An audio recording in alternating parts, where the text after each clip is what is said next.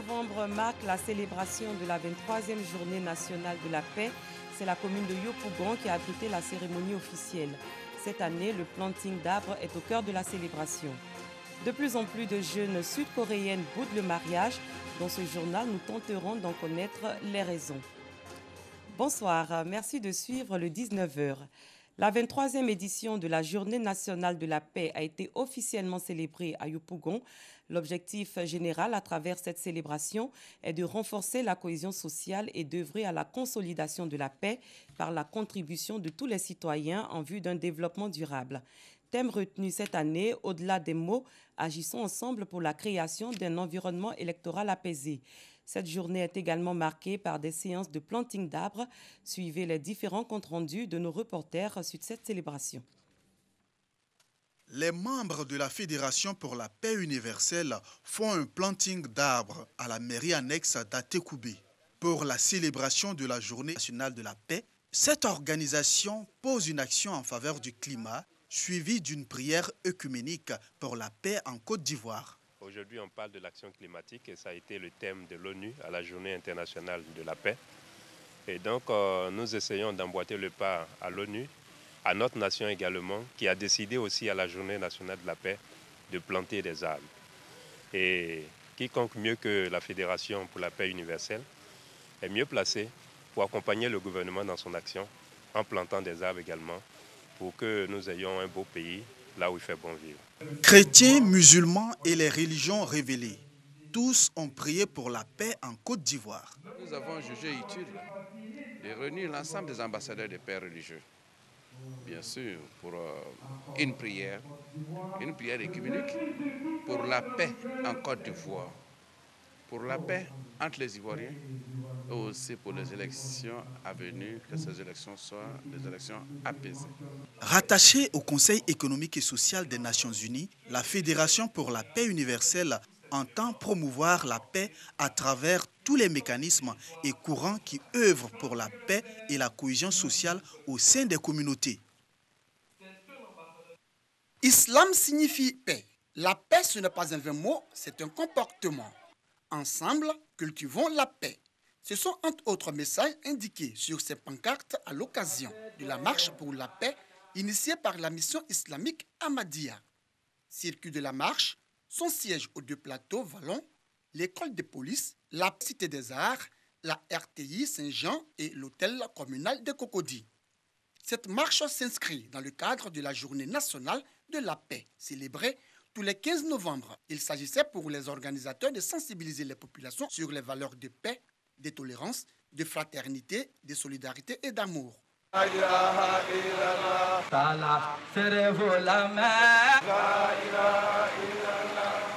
La paix est quelque chose de très précieux pour l'humanité parce que tout ce que l'humanité a obtenu, c'est grâce à la paix. Donc cette journée pour l'islam, afin de penser à tous ces pays qui sont en guerre, c'est normal que l'islam qui s'appelle paix puisse s'associer à cette journée pour la célébrer. Les gens ont attribué la violence et le djihadisme à notre religion. C'est pourquoi nous avons décidé aujourd'hui de faire cette marche pour pouvoir montrer à toute la communauté que l'islam défend la paix et les élections qui arrivent, il va falloir que chacun d'entre nous puisse savoir que notre pays nous appartient à tous. À la veille de cette marche pour la paix, une conférence sur la cohésion sociale et des élections apaisées en 2020 a été organisée par la mission islamique Ahmadiyya à son siège en vue d'interpeller toutes les communautés religieuses et ethniques sur l'importance qu'il y a à préserver la paix en Côte d'Ivoire. Communautés du Sud, du Centre, de l'Est, de l'Ouest, du Nord et de la CEDEAO, toutes rassemblées ici à la paroisse Saint-François-Xavier d'Anono pour célébrer la paix. Nous appuyons sur les passages des tests qui ont été partagés aujourd'hui. Nous partons avec un cœur rempli de joie et aussi nous nous ferons fort d'être des artisans de paix. Au niveau de la communauté, à l'église ici, nous vivons en parfaite harmonie avec les autres communautés et je pense que c'est quelque chose qu'il faut perpétuer. Nous avons le thème de l'année qui dit que alors, pour vivre en communion, faites aux autres ce que vous voulez qu'ils fassent pour vous. Je pense que ce thème symbolise, caractérise en lui seul ce qu'on doit faire pour la paix. C'est la tolérance, l'humilité, le respect mutuel. Ce moment de communion initié par le curé de la dite paroisse a aussi vu la participation de l'église Ariste. Selon le père Gilles César Dogua, cet exemple d'union sera renouvelé afin que les différentes communautés cultivent les valeurs d'amour, de paix et de cohésion sociale. Une conférence pour sensibiliser les chefs d'entreprise opérant dans l'informel. C'est une initiative de l'Union des chefs d'entreprise pour protéger, aider, informer, servir. Elle vise à promouvoir la nouvelle génération d'entrepreneurs et défendre les intérêts des responsables dans tous les secteurs économiques. Colette Ilboudo, Ami Koulibaly. 500 chefs d'entreprise ont décidé de travailler ensemble pour partager leur expérience, faciliter la commercialisation de leurs produits. En outre, ils entendent aider et sensibiliser ceux qui travaillent encore dans l'informel. L'idée, leur permettre de constituer légalement leurs entreprises. Nous avons fait un constat.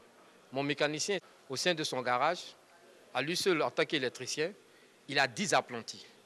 Il y a un chef mécanicien qui a 10 apprentis. Il y a un chef tôlier qui a 10 apprentis. Donc quand tu rentres dans un garage, au minimum, il y a 3 chefs d'entreprise qui embauchent minimum 50 à 60 personnes. Ça fait un masse. Mais ils sont tous dans l'informel. Donc nous pensons qu'en s'organisant pour créer un système d'employabilité, ça fait que toutes ces personnes doivent être formées et qu'ils aiment le métier. Et au fur et à mesure, nous allons grandir. Pour y arriver, UICEP, Union des chefs d'entreprise pour protéger, aider, informer, servir, met l'accent sur la formation des chefs d'entreprise. Tu veux être chef d'entreprise, c'est vrai. Mais si tu n'as pas les rudiments, si tu n'as vraiment pas les outils qu'il faut, si tu n'as pas l'expérience, si tu n'as pas les informations précises et concises, mais par contre, quelqu'un qui est bien formé, c'est quelqu'un qui a pratiquement tout ce dont il a besoin pour pouvoir réussir vraiment toute une carrière dans le milieu de l'entrepreneuriat. Donc pour nous, nous avons vraiment mis l'accent sur la formation. C'est de lui faire comprendre que c'est pour son bien et que nous avons des formateurs qui sont prêts vraiment à pouvoir former, mais gratuitement, tous ces chefs d'entreprise. Créé en 2019, UICEP se fixe des objectifs, notamment établir un espace d'échange et de collaboration entre les chefs d'entreprise, former la jeunesse aux valeurs civiques et citoyennes. Une opération plage propre est en cours depuis ce vendredi dans la ville de Grand-Bassam. Elle consiste à nettoyer les ordures aux abords des plages, remettre du matériel aux responsables et pratiquer le sport. Rosemonde Kini, Pagasorokoni. Faire des plages de Grand-Bassam des plages modernes et propres. C'est le but visé par l'association caritative Les Zinzins du Bonheur en offrant du matériel aux différentes associations en charge du nettoyage des plages. Encourageons les jeunes qui font ça. C'est du bénévolat, mais ils ont besoin de peut-être pas grand-chose. Une pelle, une brouette, des gants. Et j'ose imaginer qu'à chaque fois qu'on viendra à la plage, c'est vrai que nous envoyons toute une glacière, mais prévoyons quand même pour ces jeunes-là des gants. Cette deuxième édition, Opération Plage Propre, répond au projet Les Zinzins Sport Days. À cette occasion, le représentant du maire de Grand-Bassam a exprimé sa reconnaissance aux donateurs. Le fait d'avoir choisi la commune de Grand-Bassam nous honore. Je voudrais vraiment au nom du maire Jean Lemoulot, au nom de la municipalité et du conseil municipal, saluer ce geste-là. Vous dire merci, encore une fois merci et bonne fête de paix. Après cette remise de matériel, sac poubelle à la main, les membres de l'association et des ONG de défense de l'environnement ont nettoyé les abords des plages. C'est un plaisir pour nous de recevoir les Zinzins du Bonheur pour cette activité noble qu'ils mènent ce matin, c'est-à-dire le nettoiement de nos plages. Que cette opération ne soit pas une opération ponctuelle, qu'elle soit une opération pérenne.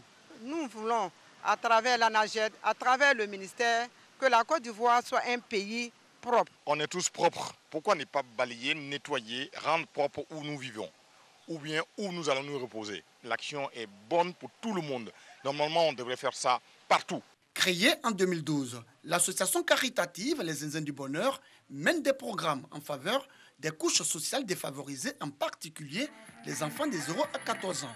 Ces champs d'action, l'éducation, la santé, les loisirs et l'environnement. Un mot de sécurité. Les agents de police du commissariat du 3e arrondissement d'Adjamé ont mis le grappin sur les présumés assassins d'un élève dans la nuit du 9 au 10 novembre dernier, soit 3 jours après leur acte. Ce sont des adolescents âgés de 15, 16 et 18 ans qui auraient commis ce meurtre. Abou Sanougou. Ils n'ont pas pu aller loin après leur forfait. Les présumés assassins d'un élève dans la commune d'Adjamé viennent d'être interpellés par les hommes du commissaire Oufoué Hyacinthe du 3e arrondissement d'Adjamé. Les faits se sont déroulés dans la nuit du 9 au 10 novembre dernier, derrière la mairie d'Adjamé, précisément au quartier rouge. On était là s'amuser devant la mairie là. On était beaucoup. Choubara est venu. Ils ont les gars partis en bas là-bas. Il a vu petit là. Il a arrivé couteau, beaucoup de couteaux. Il dit on est qu'à prendre pour partir. On est parti. Il a piqué petit là sur son ventre. Moi, j'ai pris le couteau là, il a piqué sur son bras. C'est digne dans la douleur que les parents du défunt ont accueilli la nouvelle faisant état de l'interpellation des présumés meurtriers de leur enfant. Ils se confient néanmoins à la justice. Moi, je réclame la justice. La police ivoirienne, vraiment, merci. Je félicite la police ivoirienne. Le père revient sur les derniers instants passés avec son défunt fils. Bon, samedi même, il est venu me trouver au magasin.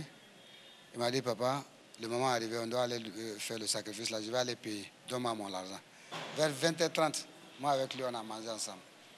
Bon, moi, je suis sorti pour aller au 220. C'est vers 3h30 comme ça. La grande sœur de sa maman m'a appelé pour dire que le petit, il a fait palabre avec les gens qui l'ont piqué et qu'ils voulaient prendre son portable. Donc, ils sont à l'hôpital. Le docteur a dit il faut que moi-même je vienne. Quand je suis parti là-bas, le docteur qui était là-bas, il m'a pris, il m'a fait rentrer dans son bureau. Quand je suis rentré dans son bureau, il m'a dit bon, le petit est venu comme ça. Bon, et ils ont tout fait. Ça ne va pas, le petit est décédé. C'est au cours d'une opération d'envergure menée par le commissaire Oufoué Hyacinthe qu'un des présumés assassins a été épinglé. Interrogé, il va reconnaître son appartenance au présumé gang de 12 membres qui a ôté la vie au jeune élève âgé de 15 ans.